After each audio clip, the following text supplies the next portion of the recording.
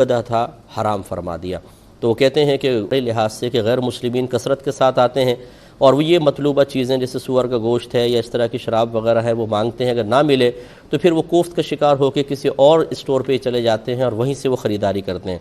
تو ایسی صورت میں بعض اوقات لوگ مجبور ہو کے ان کو رکھتے ہیں، لیکن ہمارا اس میں مشورہ یہ ہوتا ہے کہ آپ ایک اپنے اسٹور کا ایک حصہ کسی غیر مسلم کو کرائے پر دے دیں، وہ یہ چیزیں بیچے، سیل آؤٹ کرے، خرید کے لائے، اس کا پھر جو پروفٹ ہوگا وہ وہ کرایہ آپ کو دے گا تو آپ کے لیے طیب اور حلال ہے کرایہ، باقی وہ تمام تر معاملہ اس کے سپرد کر دیں، از خود نہ کریں۔ لیکن بالفرض اگر کوئی اس طرح کر بھی رہا ہے، فرض کر لیں مسلمان ہی کر رہا ہے، تو یہ ضرور ہے کہ شراب بیچنا اس کے لیے شرعاً جائز نہیں ہے، لیکن جو دیگر اسٹور کی تمام حلال اور طیب چیزیں ہیں، اس ایک حرام چیز کے بیچنے سے ان تمام چیزوں کی سیل یا ان کا نفع حرام نہیں ہو جائے گا۔ اور جہاں اس طرح کی مکس روزی ہوتی ہے ان سے پھر اس طرح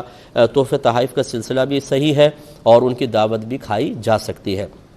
کیونکہ کوئی بھی اس جنرل اسٹور کو یہ نہیں کہے گا یہ شراب بیچنے والا آدمی ہے، کیونکہ صرف ایک آئٹم ہے شراب، باقی حلال چیزیں ہیں۔ ہاں اگر کسی کا شراب کا اسٹور ہے،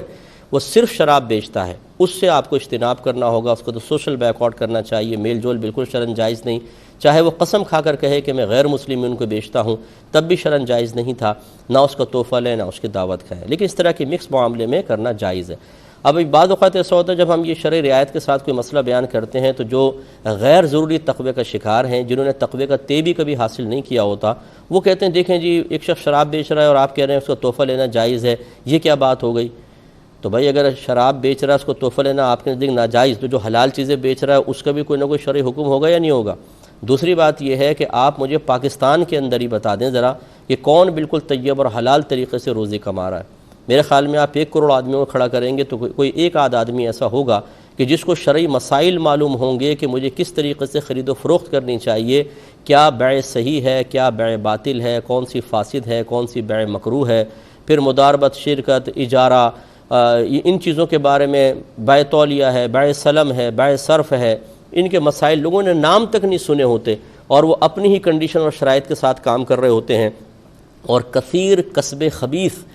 کے وجہ سے جو منافع خبیثہ ہیں وہ گھر میں آ رہے ہوتے ہیں۔ ہمیں چونکہ پتہ نہیں ہوتا، ہم کہتے ہیں کیا کام کر رہے ہیں آپ جی؟ فلاں کام۔ اچھا بھئی یہ تو حلال کام ہے۔ بھئی حلال کام تو ہے، وہ تو آپ نے چیز کو دیکھ کر حلال کہا، باقی جو طریقہ کار اختیار کر رہے ہیں وہ کیسا ہے؟ شریعت نے 2 طرح کی پابندیاں لگائی ہیں، چیز بھی حلال اور طیب ہونی چاہیے، مال متقوم ہو، دوسرا اس کا طریقہ بھی بالکل درست ہو۔ طریقہ اگر غلط اختیار کریں گے تو بالکل شرعی لحاظ سے غلط ہو جائے گا۔ تو اب یہاں پاکستان میں اگر یہ جو آپ کا تقوی اختیار کر لیا جائے، یعنی اس کو بنیاد بنا کر اگر حرام اور حلال مکس روزی، جبکہ حرام بالکل ایک ضمنی سی حیثیت رکھتا ہو، اس کو اگر بنیاد بنا کر کہا جائے کہ ایسے شخص کا تحفہ لینا اور کھانا پینا جائز نہیں، تو پھر میں آپ سے کویسچن کروں گا، جتنی شادی بیاہ میں آپ جاتے ہیں، جتنے گھروں میں آپ دعوت کھاتے ہیں، جتنا پھر آپ گفٹس وغیرہ لیتے دیتے ہیں، کیا وہ بالکل آپ پہلے انکوائری کر لیتے ہیں کہ یہ کیا کام کرتا ہے، کن شرائط کے ساتھ کرتا ہے اور حرام حلال روزی مکس تو نہیں ہے؟